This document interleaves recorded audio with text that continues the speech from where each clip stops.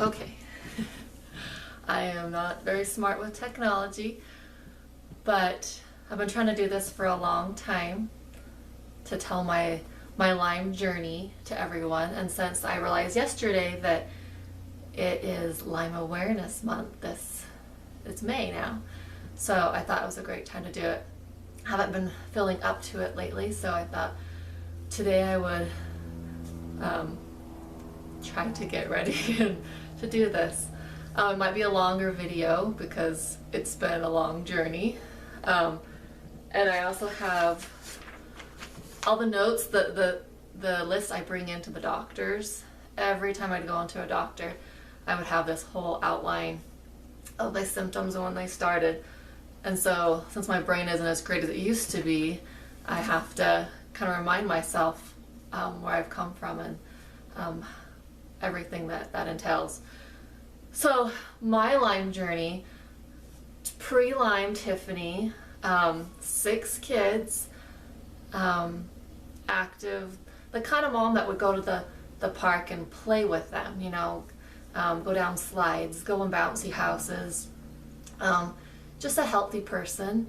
I had had my 6th baby, and I thought, how cool is this, that for the first time my body is mine. I can not be pregnant or nursing like I had every year.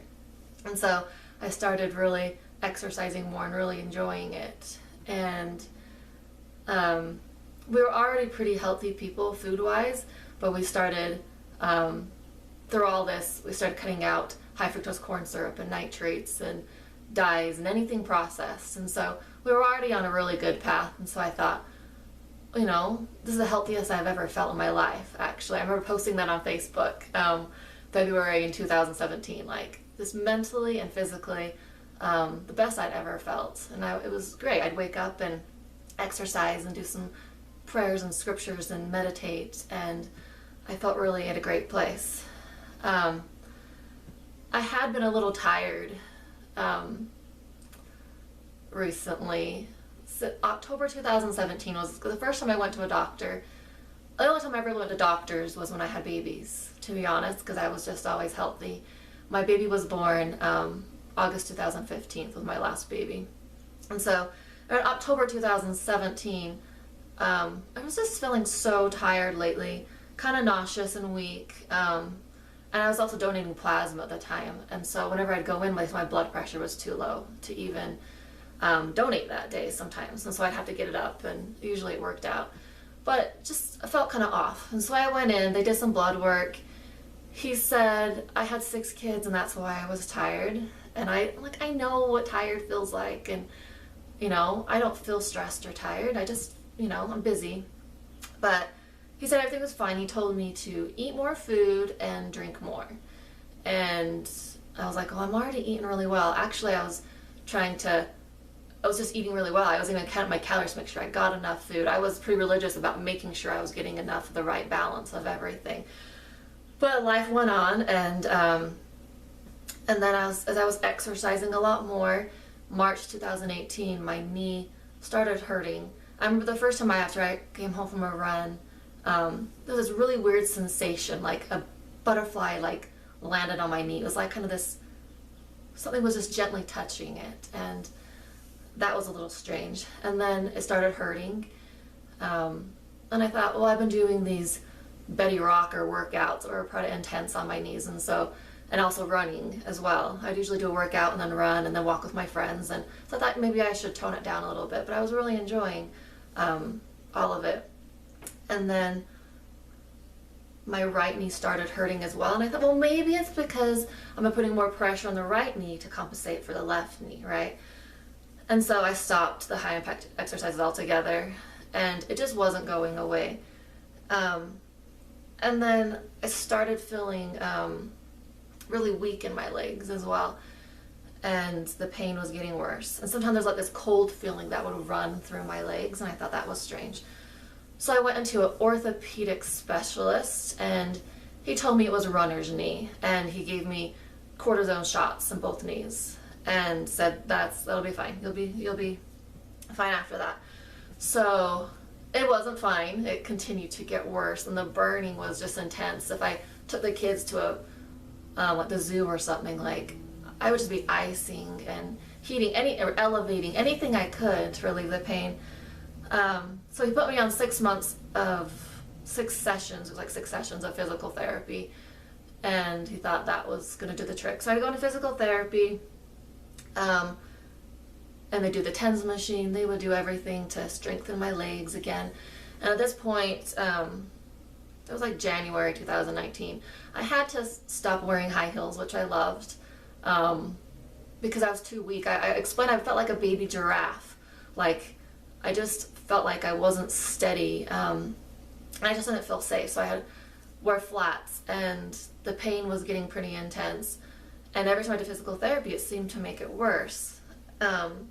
And so the physical therapist after 6 sessions said, you know what, I can't help you anymore. I don't know what to do at this point. Like, it's not helping. I could keep working with you, but I think you need to find something else to help. And so at that point, the pain was like a burning pain from my thighs down to my feet on both sides. Even if my little dog, he's a Chihuahua mix, if he lays on me, like, it was just this intense pain. Like, I couldn't have anybody near me. It was this nerve type pain. So then comes February, when everything kind of just went down, and I was cleaning a house for a hoarder. I enjoyed it with my friend, and just being in her basement, I recognize now that there was probably mold and dust, other triggers in that really old home, and all her collections of stuff that probably wasn't safe, but I didn't know what was going on in my body. And I remember that day in particular. It was my husband's birthday in February, and I couldn't think straight. My brain just got fuzzy, and I remember I left my phone there actually when I left the day, and I just felt super weak, super in pain, and my fingers started tingling. And I remember making a phone call once I got my phone, and like I couldn't text because my fingers were numb, and it was so hard for me just to push the letters. And as I put the phone up to my ear, I just felt my hand going just numb, like all the blood would just drain out of it just really fast. And then I felt the same in my feet as well. I just felt like something happened that day that just kind of, and I was dealing with a lot of stress at my daughter's school with a teacher issue as well. And I felt like everything just kind of just attacked at that point. And so I actually had an appointment with an internal medicine doctor that next week. And I was getting scared because with Google, you Google things, and MS came to my mind, and I'm like, well, I had some aunt that had MS and some great aunt, and to start thinking of things. I had to start doing my hair sitting on a bar stool, and just putting the curlers in my hair was difficult because I would drop things because my fingers couldn't feel as much, and I was too weak. Even like blow drying my hair just hurt my arms, just the muscle pain. And so I went to the internal medicine doctor. I don't know if I should say his name or not because he was a real jerk, and maybe I'll go on to doctors at a later video specifically. But I learned from that doctor how to be an advocate for myself. And when I went in initially, he was helpful, and he's like, I'll run some blood tests, and he even did a brain MRI, but he told me he thought it was MS as well, so that's what he was trying to rule out, because all my symptoms just seemed like MS, the weakness, and the numbness, the tingling. And so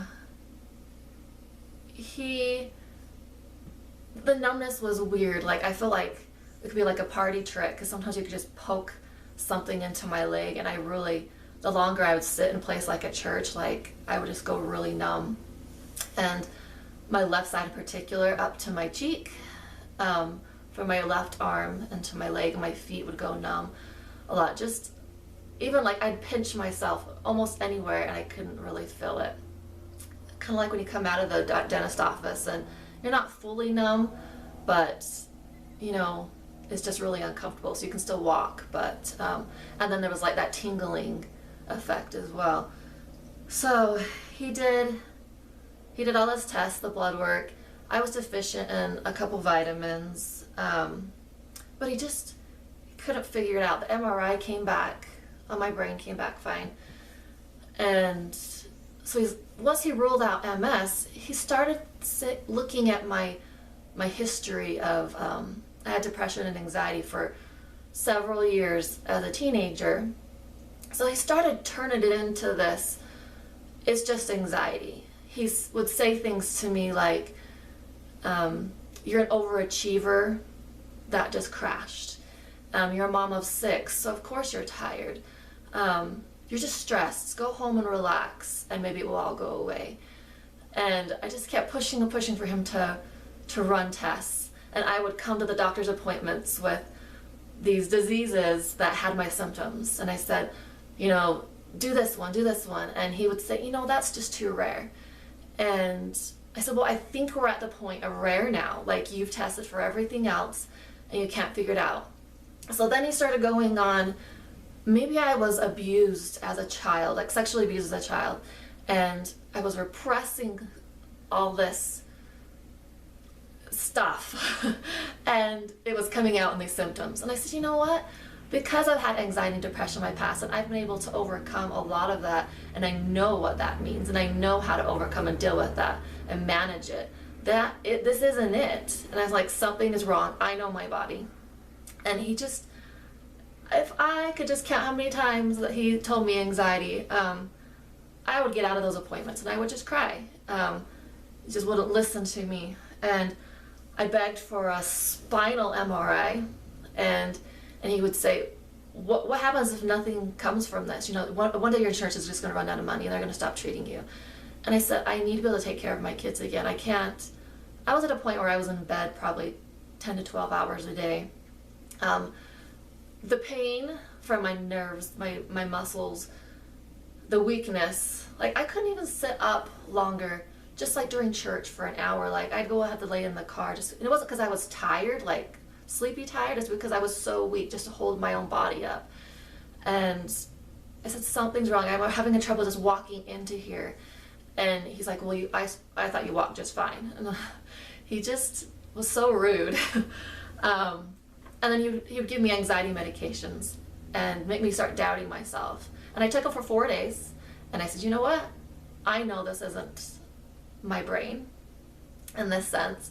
I don't have anxiety, depression. I said, the only thing that gives me anxiety is being here with you, like arguing with me about this. But I did go to a therapist to prove to him that I was sane. And the therapist, I would go there every couple weeks, and it was really nice to talk to somebody. And she said I was of sound mind and that I needed a different doctor. And so I got a referral to a neurologist. So the neurologist was my next step. And unfortunately, my first 2 doctors were kind of beasts. And the neurologist saw me, and he told me that my muscle tone was so weak that I was pre-anorexic and that I needed to start eating. And this made me angry in a whole new level because I knew what I ate, and I ate very well, and I ate healthy foods. And he said my fat pads in my hands were gone. I had been losing a lot of weight, but I didn't know how to stop it, and I was eating. But for someone to tell me, and he thought it was like an anorexic in denial, and so it made him really upset. But he told me, he didn't even really run all the neurologist tests. He was just so convinced that it was me that had done it to myself. He told me to go to physical therapy for my legs, and my back has started really hurting, and my neck as well, a lot of neck pain. Pain would just go in different places. Like sometimes it was worse in certain areas, and then it was kind of transferred to other places. There was actually times where my knees didn't hurt at all, which was where it all started with, but then it was my spine and my neck. And so I'd go to different specialists to that and have them figure out, well, maybe it's something in her spine. And so he told me to go to orthopedic doctor, which is ironic because that was my first doctor that I went to, and I spent 4 months there, and they told me it wasn't that. So that was frustrating. I did get a spinal tap out of him, trying to get some more answers, which was not a fun experience.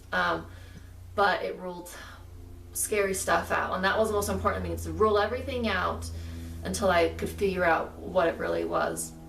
So I ruled out all the scary things like MS and ALS and stuff like that.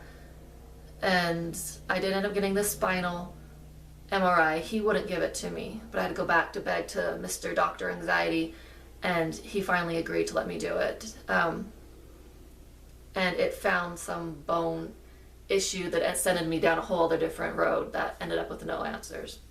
So after that, I wasn't getting any better, obviously. I was increasingly getting worse. I would wake with migraines and night sweats pretty bad every, like, maybe 3 to 4 days a week, and that was difficult. Someone suggested to me to go to endocrinologist, so I went to an endocrinologist. I'd never been to so many doctors in my entire life as I did in this year of 2019. In total, ended up being about 16 doctors within 9 months time.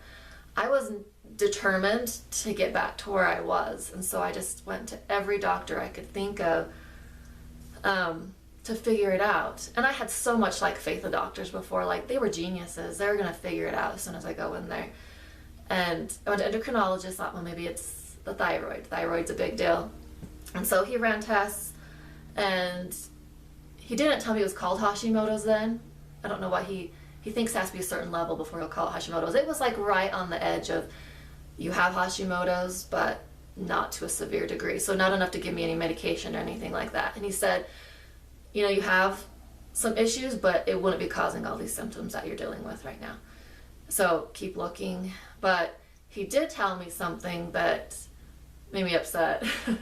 I'm more of a natural-based person, and he told me that no matter what I did, I would have a thyroid disease within 5 years. And I said, well, I understand that if I, do things with diet and exercise, different natural remedies that I can help keep this at bay. And he said, no, nothing you can do will do any good. You will get a disease. And so that was really frustrating. And so I looked up Hashimoto's. I did all my research on Hashimoto's, everything I could find on Hashimoto's. And I read a book called Hashimoto's Protocol by Isabella Wentz. And that was kind of the life-changing moment for me. I never thought I could have enough discipline to do anything like that. But I was at the point where I was going on family vacations. We had planned this vacation to SeaWorld and San Diego Zoo and all that back before I got major symptoms, just back when my knees hurt. And I thought, oh, I'll be fine. And I thought, I don't have to cancel our kids' vacation. This is a big deal for them. And it's all planned. So what we ended up having to do was rent a wheelchair for me and push me around everywhere. And even being pushed in a wheelchair, it was really hard for me just to sit straight up. And it was probably the hardest vacation I've ever been on. I just wanted to lay down, be in bed, and hide away from everyone. It was just a lot of pain and weakness and stress, trying to find food to eat, because I had recently, with the Hashimoto's Protocol, decided to go off of gluten and dairy and sugar and soy. Try to find something at SeaWorld that can feed you. And they say they're great with dietary restrictions, and they are not. They offered one thing to me after they all searched, what do we do? And so I was hangry most of the time. And so they, just making it through basic things with my kids was really hard. I wanted to go to the zoo, but we went to the zoo to practice for San Diego, and I had to go in the wheelchair with that. I couldn't walk much, the strength to walk much past the mailbox at that point. And so we survived the trip, and they had great memories, and I tried my best. So with the Hashimoto's Protocol, I also took out toxins. I started switching over to natural makeup. I made some things myself. I bought natural stuff, cleaners, and just all beauty care shampoos and stuff like that. eliminated a lot of things that weren't natural and changed the diet, which is not that easy in life, right? And I started seeing some improvements in some things. I feel like I wasn't as numb anymore when I was off of gluten. I wasn't as numb and tingly. And it's hard because you don't see how much progress you make until you look back, right? So I started searching again. I went to a rheumatologist in July because my joints started hurting a lot, just the aching. That was a new thing. The pain is usually in my muscles and my nerves, but it started hurting my joints, and so I thought arthritis. And so I went there, and they couldn't find anything. They ran out all their diseases that they usually look for. I went to another neurologist that specialized in rare neurological problems, and they ran all their tests and found nothing. They all offered me medications for the symptoms. There's a few of them, like gabapentin for the pain and muscle relaxing and things like that, antidepressants, which I wasn't depressed. They just, like I said, they thought it was anxiety that was causing all of it. If you just relax, you'll be fine. And so, which is ironic because physically I was a mess, but mentally I was really doing well, considering everything. I had bad moments, bad hours when I'd do a test for spinal cancer and ALS and waiting for the results, wondering, is this what I have? And how am I going to tell my kids if, stuff like that, like just the unknown and the frustration and things like that, like put me in, but then I'd always get back up again. So, and I know depression, darkness, and I'd never reached anywhere near that. And I finally was listening to a podcast about the microbiome, and it said I was having some gut issues. I was having a hard time eating certain foods without making me really sick. A lot of cruciferous vegetables, and I was trying to eat vegetables and be good, but they were making me sick. And so that was frustrating. And talk about, getting a better gut. And the gut microbiome was a whole new thing to me. And so they mentioned finding a functional medicine doctor in your area. So I Googled it and I found one functional medicine doctor, and he happened to be covered by my insurance and also recommended by someone on my Facebook page as well. So I was really excited. I went into him, and for the first time at a doctor's appointment, he was number 16, and he told me that I wasn't crazy and there was something wrong with me that was beyond anxiety and that we were going to figure it out. So the first time after a visit, I cried in the car again, but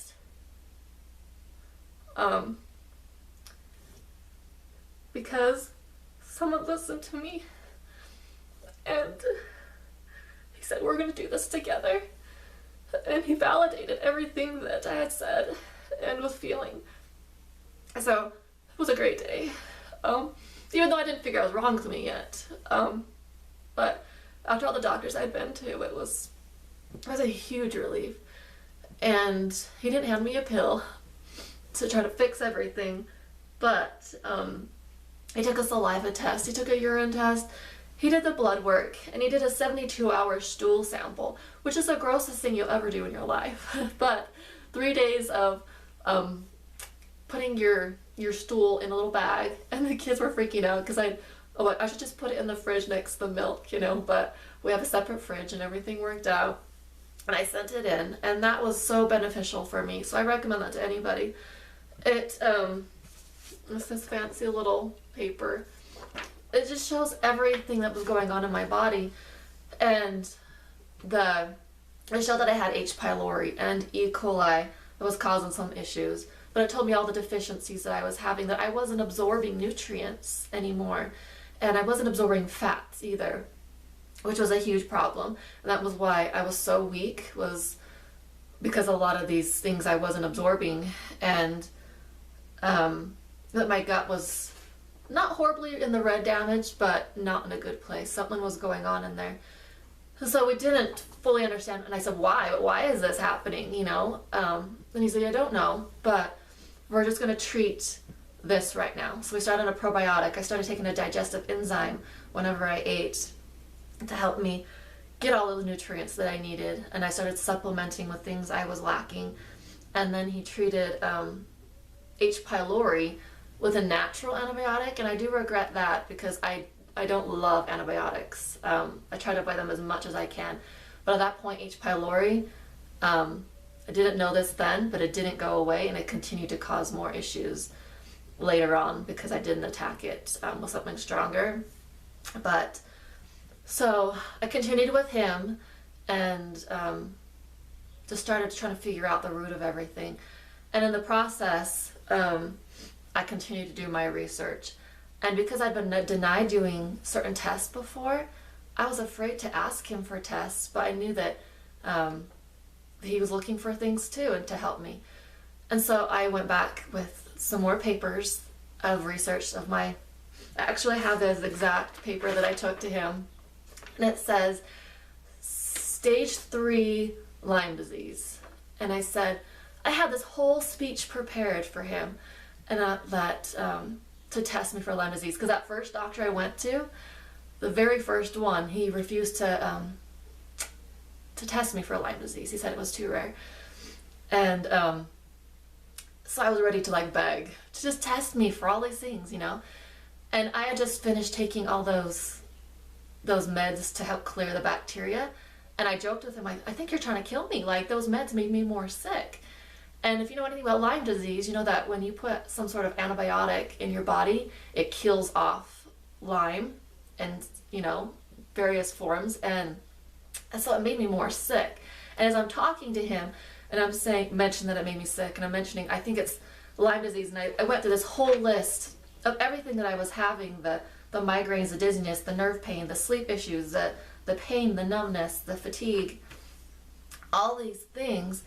And he's like, stop. He's like, I think you have it too. Like, I think we need a test for it. And I was so excited that he was going to test me for it. And not only that, testing for Lyme disease, as I'd researched, isn't that easy. The test that they run in a regular doctor's office, that's covered by your insurance, naturally, isn't very accurate. About like 60% accurate sort of thing. And so people get negative test results, and the doctors misdiagnose them for something else, or they give them medication for other things. No one's attacking the Lyme disease that's causing all these problems. And so I learned from Isabella Wentz, her Hashimoto's protocol. I was following her a lot because I knew I had Hashimoto's. That was the one thing I did know. And someone mentioned in one of on her website that if you've done everything you can for your Hashimoto's with your diet and your toxins and all these things, and you're still not getting any better, it might be Lyme disease. And I thought, well, that's interesting. And so as I'm in my bed all the time, I started connecting the dots. Well, I have this Hashimoto's, I have these gut issues, I have all these symptoms. How did I come from this super healthy person? All of a sudden, it just all hit me in one shot. Like, what happened in between that time? And so Lyme disease seemed to be the connector to me. And so that's why I said, please just test me for this. And not only that, you have to go through a lab that knows what they're doing. I went through IGNX, and I brought the papers to him. And, you know, he's this smart doctor, and he took the information from me and looked into it, and he would call me at home a couple times and say, you know, I found the lab that we need to go through, and I think I found the right treatments that we should start on. And he was just doing all this extra stuff, you know, that doctors don't typically do. And so I'm very grateful for him. And so took the test. I went back for the results, and in my head I'm like, it's so weird to wish for a disease. I wanted an answer, just because everybody kept saying, no, you don't have this, nothing's wrong with you. And so when he said, congratulations, you have Lyme disease, I was actually, and I said, oh, that's good. And he's like, no, it's not. And I'm like, it is good, because now I know what's wrong. And I think that getting the diagnosis is half the battle in this next part of the journey is not that easy either, but knowing what you're dealing with is essential. So those who are getting misdiagnosed for years and years, like, you're just never going in that right direction. Because all these doctors, they're not trained to recognize Lyme disease. And even my pediatrician for my kids' appointment said, well, we're told, when we're being trained that Lyme disease isn't even in Utah. And that's frustrating. That these kids could be getting misdiagnosed. And in kids, it shows up as like ADHD, learning disabilities, sleeping issues. And they're just given a medication for it, not realizing that it could be Lyme disease that's affecting them, and it will for the rest of their lives if they're not treated. So, I wasn't planning on getting emotional in this video, sorry. But, so, July was when I started going to him. By October 2019, I was diagnosed with Lyme disease. And even though I don't love antibiotics, I took 21 days of doxycycline. He said just to jump start it. He recognizes that I wasn't a big fan of antibiotics, but he felt this was a good start, but I wouldn't continue antibiotics. So he started me on biocidin, and not just, a lot of people in the Lyme community will take just the one bottle of it. I have this fancy little paper. Anyone is interested in that, it's the whole protocol. It involves 6 different bottles, a detoxer, a probiotic, and then the killers to kill off the Lyme and the biofilm. And he felt like within a year I would be back where I wanted to be, and I was so hopeful. And along the way, I also continued my diet, and but then along the way, other things, Lyme's still doing its damage. A couple months later, I went into a cardiologist because my heart races weird. Like, it shouldn't be. Like, I'm in bed and it's racing. I used to tell my husband it's because he's sitting next to me and, getting me all my heart racing. I'd be dizzy, short of breath, just things that didn't feel right. And so I went in there. I just needed the reassurance that my heart was healthy, because there's something called Lyme carditis, and it affects your heart and it can kill you. And so I needed to rule that out. And so I went in there. I felt like my heart was in a good place, and so I felt good with that. But I tested, asked for a tilt table test. It was a very uncomfortable situation, not as bad as the spinal tap of all these different procedures I've had, but they put you on a table and they lift you up and they wait for you to pass out, and you're strapped on there. And I was diagnosed with POTS. That's when my blood pressure has issues. But I think I've always had a version of that, because when I was a kid, I couldn't stand up very long either. It's just been made worse with Lyme disease. And so I knew I had the POTS and how to treat it. A lot of it was just a lot of things I was already trying to do: exercise, good food, trying to drink a lot more water, increase sodium, things like that. But honestly, POTS isn't really the biggest of my worries. It doesn't affect me as bad as all the other symptoms. So then in February of 2020, I did a sleep study test at the University of Utah, because I kept waking with a migraine still and the night sweats a few times a week, and that was really disrupting things, especially when you have to wake up and get kids ready for school and stuff. And so I had to sleep with all the equipment strapped to me and stuff like that. We were wondering if I wasn't getting enough oxygen while I was sleeping, but turns out there was nothing abnormal found with that. So, like normal, they don't know the answers, but they've done their tests, and then I just keep going, trying to figure it out. I had increasingly gut issues. I was getting sick a lot when I ate. My stomach was just hurting. My weight was still not in a good place. So normally I'm 5'9", and I have shrunk a little, which is strange. But I'm normally at a healthy weight. I'm 145 pounds. That's a thin version of me. And so that's where I like to stay, not below that. And it got to a point where I was about 132 pounds. And so I actually went down a size in my clothes, and my husband says my skin didn't look very healthy, just kind of more of a grayish look and a little more ribs sort of thing. But I was trying and I was eating, but I was just trying to, working on that absorbing things. So I went in and I got an endoscopy done, and they found gastritis, and H. pylori was still hanging out in there. So I got antibiotics that time, and then they followed up and I took a test to make sure it was gone, and it was gone. So I feel like my gut really improved from there. And then in May 2020, we're getting there, I was just feeling more tired than usual. I was having more headaches and night sweats. So I ordered some more blood work from the doctor.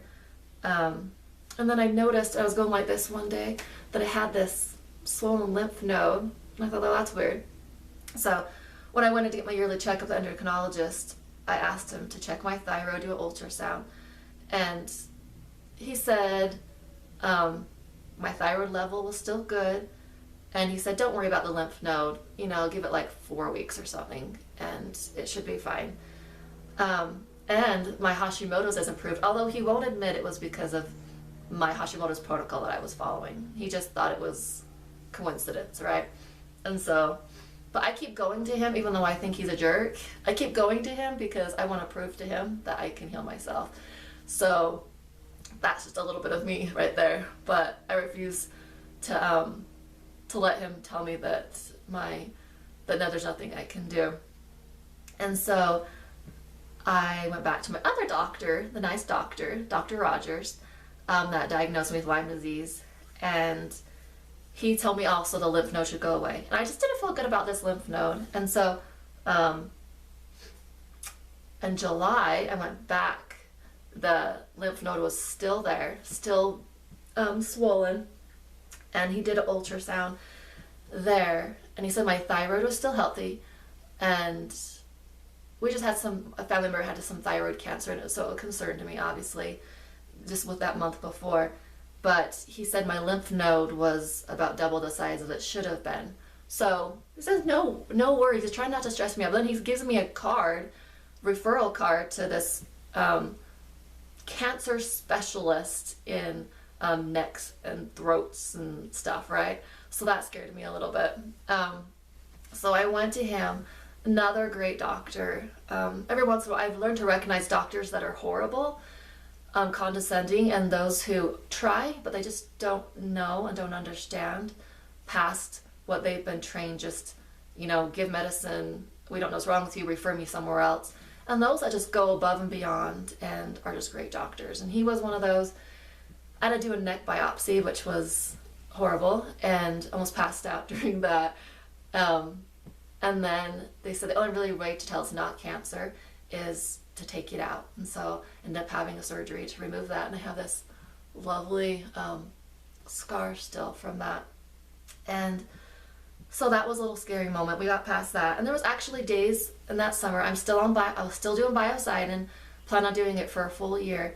And there was days during that summer where I would play at the park with the kids, and I kind of almost felt normal some days. Like I'd wake up, and normally I sleep pretty well unless I wake up with a migraine or the night sweat. But I would wake up and almost immediately the pain floods. As soon as I get consciousness, the pain floods into my nerves and my muscles.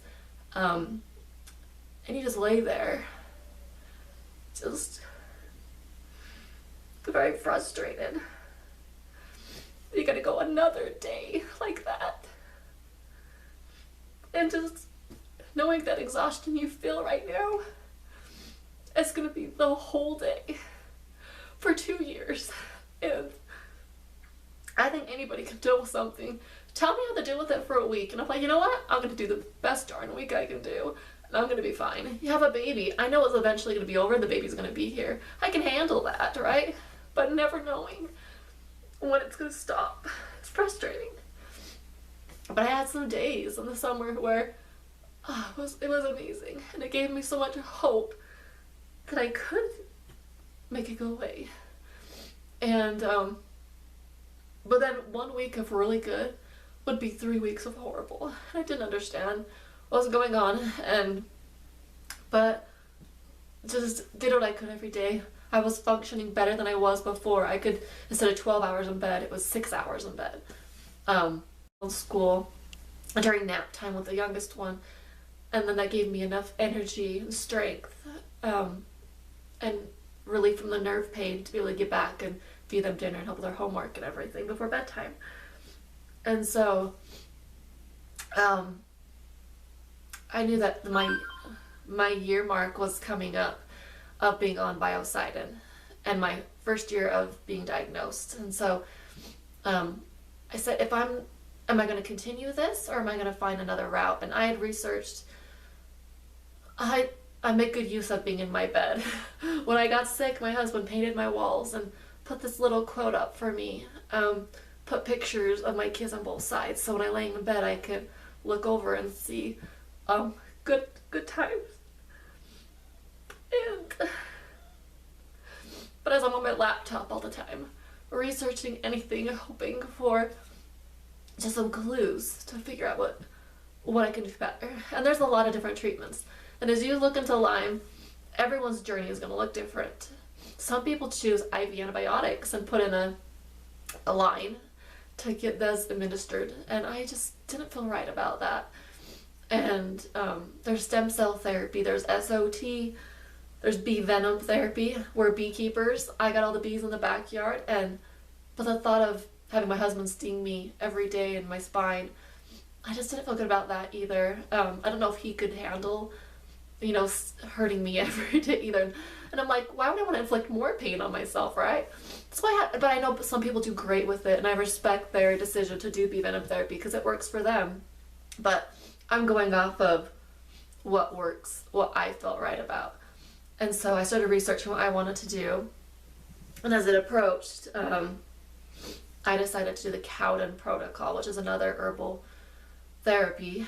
And it's also taking medication drinks through the herbs 4 times a day. I just keep it next to my bedside and have little cups lined up to drink before every meal and then bedtime.